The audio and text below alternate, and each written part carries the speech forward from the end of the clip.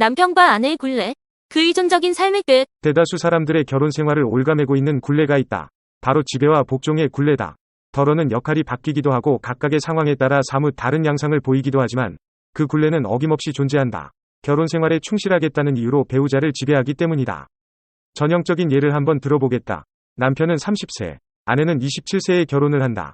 남편은 아내보다 학력이 조금 더 높고 돈도 더 많이 버는 버젓한 직장을 가지고 있다. 아내는 회사원이나 외판원 또는 유치원 보모, 교사나 간호사처럼 여성이 주를 이루는 직종에 종사할지도 모른다. 아내의 직업은 출산과 함께 그만둬야 하는 임시직이다. 4년간의 결혼 생활 끝에 2명의 자녀를 두고 아내로서, 엄마로서 집에서 봉사한다. 아내의 역할은 살림을 하고 아이들과 남편을 보살피는 것이다. 직업이라는 관점에서 보면 그녀의 직장은 집이며 정신적으로 복종적인 입장에 처해 있다. 반면 남편이 하는 일은 훨씬 중요한 것으로 받아들여진다. 가족을 부양하기 위해 돈을 벌어온다는 것이 주된 이유다. 남편의 성공이 곧 아내의 성공이며 그가 사회적으로 교류하는 사람들과 아내도 함께 어울려야 한다. 그는 집에서 아내보다 더 대우를 받는다. 아내의 역할은 그의 삶을 한껏 편안하게 만드는 것이 될 때가 많다. 아내는 하루의 대부분을 자녀와 씨름하면서 보내고 똑같은 심리적 덫에 빠진 동네 아줌마들과 노닥거린다. 남편이 직장에서 고비를 겪으면 그것은 곧 아내의 고비가 된다. 객관적으로 보아도 이런 구도 하에서는 지배하는 쪽과 복종하는 쪽이 분명히 존재한다. 아내는 그런 관계를 받아들이며 어쩌면 바람직하게 여길지도 모른다. 여태껏 그런 구도 안에서만 살아왔기 때문이다. 그녀의 결혼 생활은 그녀의 부모나 그녀가 자라면서 보아온 다른 사람들의 결혼 생활을 본뜬 것이다. 그리고 그녀가 의존했던 부모의 자리를 남편이 대신한 것에 불과하다. 마찬가지로 남편도 다소곳하고 상냥하며 자신이 돈을 벌어오는 가장이라는 사실을 모든 면에서 인정해줄 여자를 찾는다. 따라서 두 사람은 바랐던 결혼을 한 셈이고 지금까지 보아왔던 구도를 갖추게 된 셈이다. 그리고 몇 년 후, 아마 4년에서 7년쯤 후부터는 문제가 발생하기 시작한다. 복종하던 아내 쪽이 갑갑해하고 스스로를 하찮고 불만스럽게 느끼기 시작하는 것이다. 뭔가 중요한 일을 하고 있지 않다는 기분 때문이다. 남편은 아내에게 스스로의 모습을 찾고 더 적극적으로 살며 스스로가 삶의 중심이 되고 자기 자신을 불쌍하게 여기지 말라고 독려한다. 그는 결혼할 당시 자신이 원했던 바와는 완전히 다른 말을 처음으로 하게 된다. 일을 하고 싶으면 좀 찾아보지 그래? 또는 학교에 다시 다녀보지 그래? 등이다. 그는 아내에게 청승 좀 그만 떨고 새로운 출구를 찾아보고 집안에만 틀어박혀 있는 사람이 아닌 다른 사람이 되라는 것이다. 결혼 생활에서 이 시기에 남편은 승진이나 출세, 사회적 교제 등 직장 문제에 온 정신이 팔려 있다. 승진가도를 달리고 있는 남편은 징징대고 있는 아내 꼬락서니를 참아낼 수가 없다. 남편은 사회 각계각층의 다양한 부류의 사람들을 대할 기회가 많기 때문에 그는 점점 변해간다. 점점 더 주제넘고 자기 본위적이며 가족을 포함해 모든 사람들의 약점에 대한 너그러운 마음이 바닥난다. 그래서 복종적인 아내에게 정신 차리라는 훈계를 늘어놓는 것이다. 이 시기는 남편이 결혼 생활 밖에서 성적 출구를 찾게 될 수 있는 때이기도 하다. 그는 한눈 팔 기회가 많이 생긴 터에 한층 자극적인 여성과 사귀고 싶어 한다. 때로는 복종적인 아내 역시 몇몇 실험적 행동을 나름대로 시도해본다. 자원봉사를 하고 문화 강좌에 등록하기도 하며 아이들 학교에도 가보고 외간 남자에게 마음이 가기도 한다. 대부분 남편의 열렬한 성원에 힘입은 행동들이다. 이 시기에 복종적인 아내는 자신의 행동에 대한 새로운 통찰을 얻기 시작할 수 있다. 그녀는 자신의 복종이 결혼 생활만이 아닌 전생애에 걸쳐 자신이 자초해온 일이라는 사실을 깨닫는다. 다른 사람들의 인정을 갈구해왔던 그녀의 행동에 이제 변화가 찾아온다. 자신의 세계에서 부모, 남편, 친구, 심지어는 자녀 등과 관련된 복종적인 요소를 모조리 제거하면서 자기 책임을 튀어나가는 여정에 발을 들이기 시작한다. 그녀는 자신감을 얻기 시작한다. 일자리를 찾고 새로운 친구들을 사귈 수도 있다. 자기 위에 군림하는 남편에 맞서기 시작하며 내내 자신의 팔자라고 생각했던 서러움을 더 이상 참지 않는다. 그녀는 평등을 요구하며 더 이상 앉아서 기다리지만은 않는다. 쟁취할 따름이다. 그녀는 육아를 포함해 가사 분담을 요구하고 나선다. 남편은 아내의 새삼스런 홀로서기나 가정에서 외부 사회로 돌아서는 아내의 사고방식의 변화가 쉬이 용납되지 않는다. 그는 겁을 먹는다. 불안이 하필 그가 감당할 수 없는 때에 그의 삶에 기어들고 있는 것이다. 아내에게 자신의 모습을 더 찾고 자기 자신을 위해 살라고 부추긴 것은 자기지만 오만불손한 아내의 모습을 원했던 것은 결코 아니다.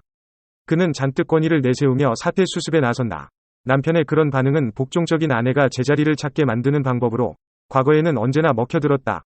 그는 아내의 수입 대부분이 육아비로 들어가는 판에 이 일은 무슨 일이냐고 따지기 시작한다. 또한 그녀가 불평등하다고 믿고 있는 측면도 얼토당토 않다고 지적한다. 사실 아내는 자신의 홀로서기에 푹 빠져 있다. 그런데 남편은 당신은 일할 필요 없어. 뭐가 부족하다고? 당신은 살림하고 엄마 노릇만 제대로 하면 돼. 라며 그녀의 자책감을 자극한다. 애들만 불쌍하지. 날 더 화나게 하지마. 라면서 그는 아마 이혼을 협박 카드로 사용할지도 모른다. 또는 마지막 버티기로 이렇게 살아서 뭐해? 하며 으름장을 놓을지도 모른다. 그런 반응이 먹혀드는 경우도 적지 않다. 아내는 내가 무슨 짓을 한 거지?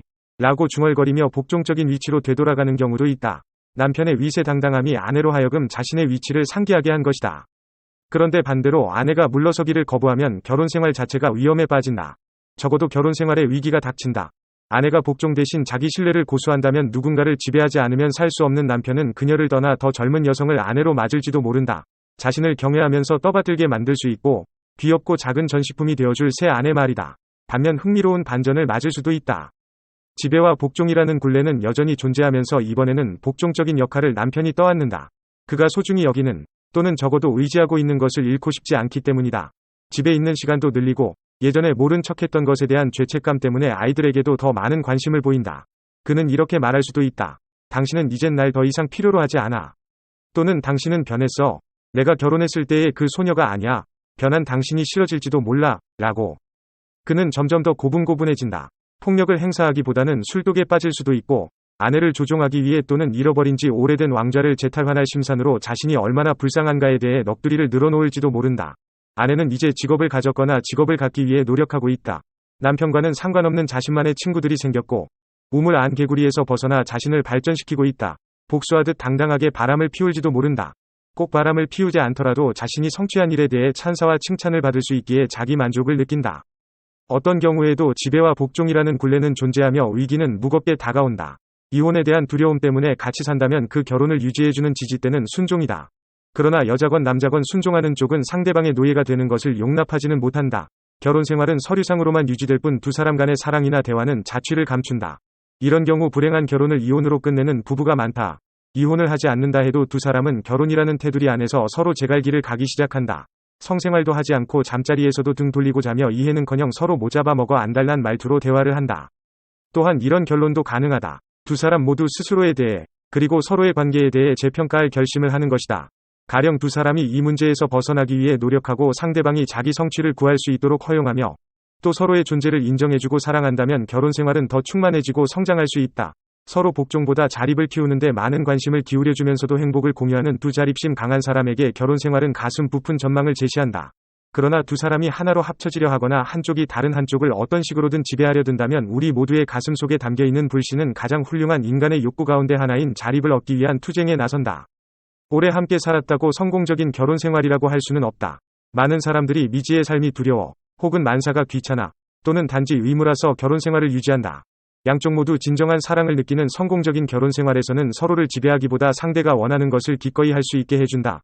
끝도 없이 상대방을 생각해주고 대변해줘야 할 번거로움도 없고 응당해야 할 일을 하라고 요구하는 일도 없다. 의존은 행복한 결혼이라는 낙원에서 뱀과 같은 존재다. 의존은 지배와 복종을 낳고 궁극적으로는 부부관계를 와해시킨다. 이 문제는 해결할 수 있다.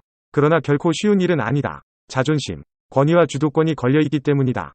한번 싸워보지도 않고 그 주도권을 포기하려 드는 사람은 거의 없다. 가장 중요한 것은 의존과 사랑을 혼동해서는 안 된다는 것이다.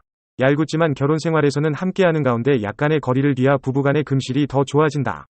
유용하게 보셨다면 이 주제에 대한 여러분의 의견을 댓글로 달아주세요.